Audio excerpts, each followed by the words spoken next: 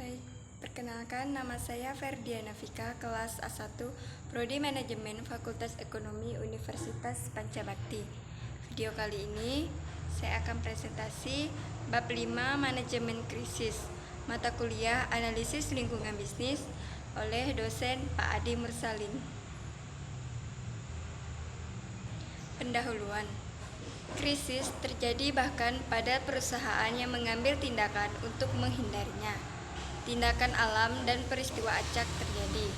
Kebanyakan krisis yang melibatkan bisnis, bagaimanapun, memiliki tingkat keterlibatan manusia dan setidaknya kemungkinan bahwa perusahaan bertanggung jawab atas krisis yang terjadi.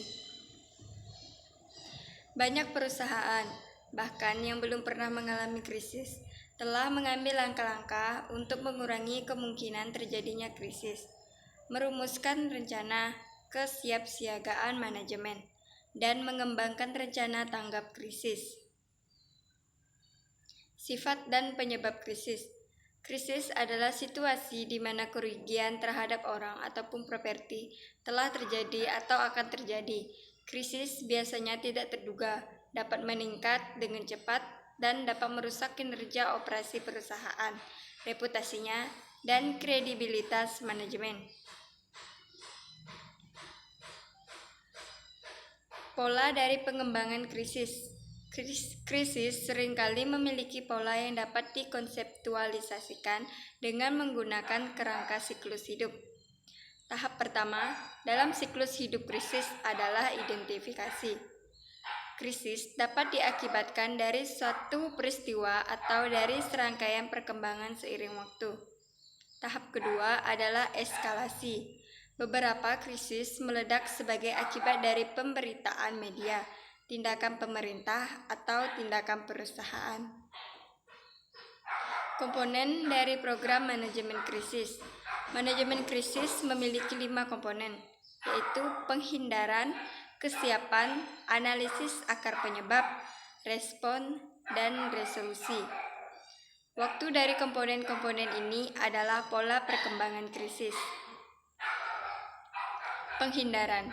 Komponen terpenting dari program manajemen krisis adalah penghindaran, dan komponen terpenting berikutnya adalah kesiapsiagaan.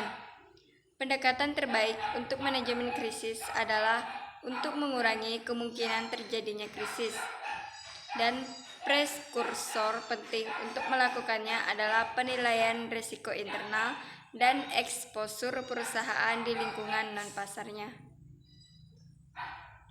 Komunikasi efektif dan tidak efektif. Komunikasi dan perbaikan adalah 2 komponen utama dari respon krisis, karena krisis sering berkembang dengan cepat.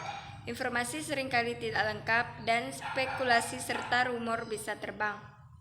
Sekalipun informasi sudah lengkap atau krisis terbukti dengan sendirinya, penting untuk berkomunikasi secara efektif dengan mereka yang terkena dampak serta publik secara lebih luas.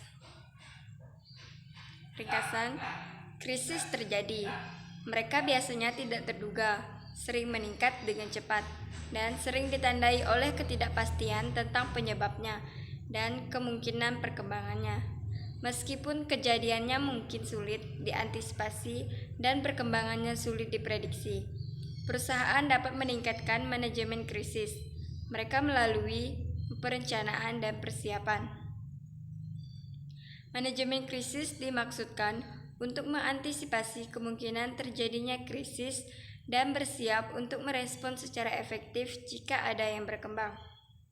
Komponen terpenting dari manajemen krisis adalah penghindaran, yaitu mengurangi kemungkinan terjadinya krisis.